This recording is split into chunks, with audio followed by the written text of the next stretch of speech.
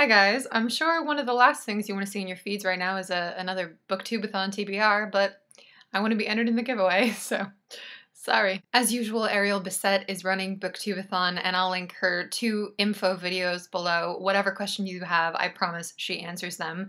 There are 7 categories this year, as usual, and the first one is read a book with a person on the cover. So for that, I'm gonna do Hood by Emma Donoghue. I just hauled this, and the whole cover is a face, so that would be a waste if I didn't use it. And this is about 2 girls who have to hide their sexuality because they're growing up in 1970s Ireland. The second challenge is to read a hyped book, and in terms of like the contemporary book scene, it's hard to find one more hyped than this.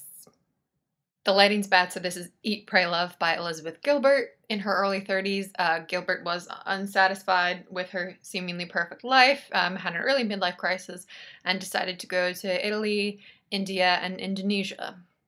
Like you do. The third category is to finish a book in a day, and it's a gamble to use this next one because it's one of the longer ones on this list, but it is large font, and I've heard it's a page turner, allegedly by Tiffany D. Jackson. I've seen this on a few channels, but Simon Savage was the one who pushed me over the edge into buying it. So this is told from the perspective of a teenage girl named Mary, who, when she was 9 years old, was convicted of the death of an infant in her care. And it says, "The public convicted Mary and the jury made it official. But did she do it? She wouldn't say." Number 4 is read about a character that's very different from you, and for that I chose Gilead by Marilynne Robinson because this is about a Congregationalist minister and talks about spirituality amongst other things. Now, if you've watched my Q&A about my life, you'll know that I went to Catholic Church for 18 years, but now I'm an atheist and I'm very comfortable and happy in my atheism. But I'm very wary of religion, especially Christianity. And a lot of that has to do with the power of Christianity in American politics. But I think it's important for me to keep reading about religious characters and people who experience the world in that respect differently from how I do. Category number 5 is read a book completely outdoors, and this is the one that people are moaning about. And part of that is logistical, like some people just can't do that with their work schedules and where they live. But I'm really excited about this category, and for it I chose a poetry collection called Another America by Barbara Kingsolver. I just hauled this one, and Kingsolver writes a lot about wildlife and ecosystem conservation, and her writing style just feels very earthy and organic to me, so I think it'll be good to read this one in a natural setting. The next one is read a book that you bought because of the cover. I never buy a book just because of the cover, but one that has an especially beautiful cover and that I hauled back in July.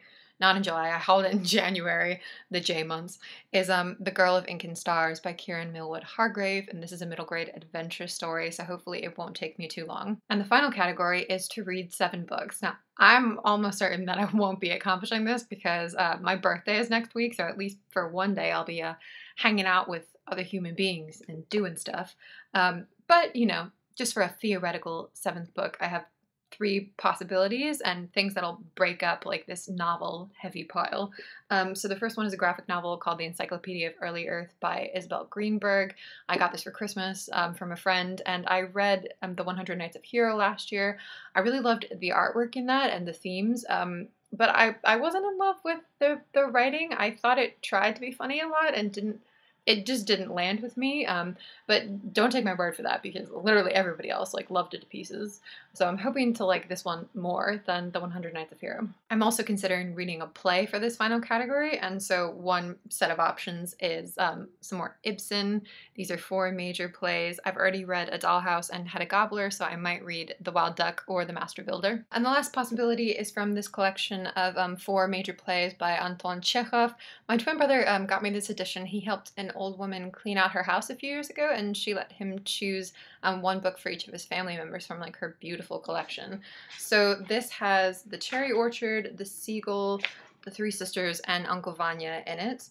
The 3 Sisters would be a reread for me, but I would enjoy reading any of those next week. So that's it. I'll report back in my July wrap-up as to how successful I am with these plans. But let me know what you think about any of these books, and I'll see you guys soon. Bye. Thanks for watching.